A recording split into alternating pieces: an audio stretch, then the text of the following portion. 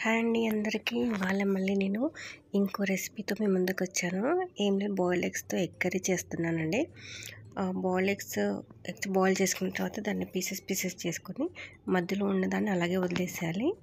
Onions cut చేసుకోవాలి, కొంచెం చిన్నగా కట్ చేసుకోవాలి. ఎందుకంటే మనకి కర్రీ కొంచెం థిక్గా గ్రేవీ ఎక్కువగా వస్తుంది. తర్వాత కడాయి పెట్టేసుకొని ఆయిల్ హీట్ చేసుకోవాలి. కొంచెం ఆయిల్ హీట్ అయిన తర్వాత జీలకర్ర వేసుకోవాలి. దీంట్లో ఆవాలు వేయట్లేదు, నేను ఓన్లీ జీలకర్ర వేస్తున్నాను.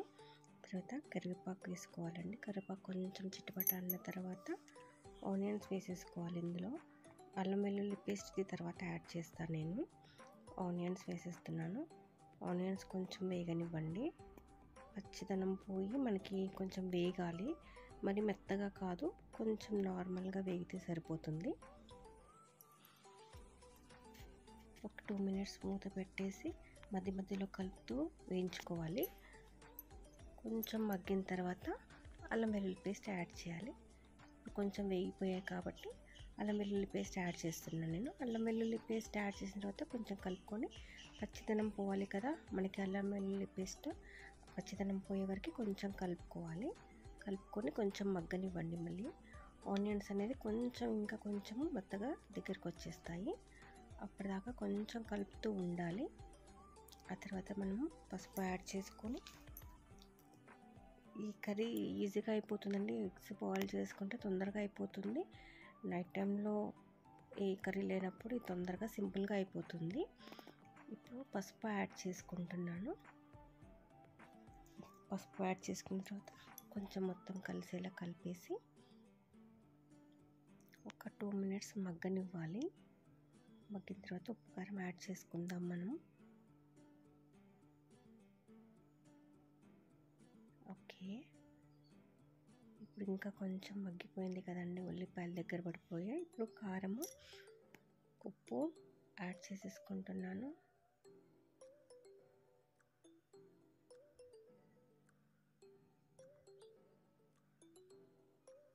తొందరగా అయిపోతుంది, చాలా టేస్టీగా ఉంటుంది.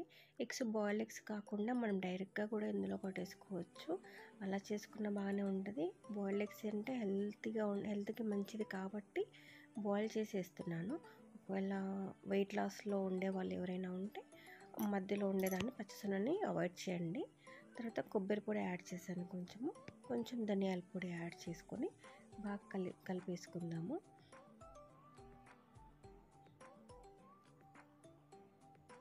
ఓకే,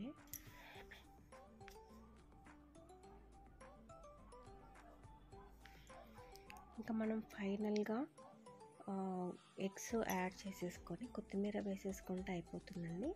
ఎగ్స్ యాడ్ చేసుకున్న తర్వాత కొంచెం ఆ మసాలా అంతా ఎగ్స్కి పట్టనివ్వాలి. కొంచెం కలిపి వదిలేయాలి. ఒక 1 మినిట్ అలా కలిపేస్తే ఉల్లిగడ్డలు ఉండే ఉప్పు కారం మసాలా అంతా ఎగ్స్కి పట్టేసుకుంటుంది, టేస్టీగా ఉంటాయి. సో కొద్దిగా కలిపేసి అలా వదిలేసేయండి. అలా కలుపుతూ ఉంటే మన మసాలా కూడా ఎగ్స్కి పట్టేస్తుంది. ఫైనల్గా కొత్తిమీర యాడ్ చేసేసుకుంటే అయిపోతుందండి ఇంకా మన కర్రీ. పిల్లలు కొంచెం బాయిల్డ్ ఎగ్స్ తినని వాళ్ళు ఎవరైనా ఉంటే కూడా ఇలా పెడితే ఇంకా బాగా తింటారు, కొంచెం టేస్టీగా ఉంటాయి కాబట్టి.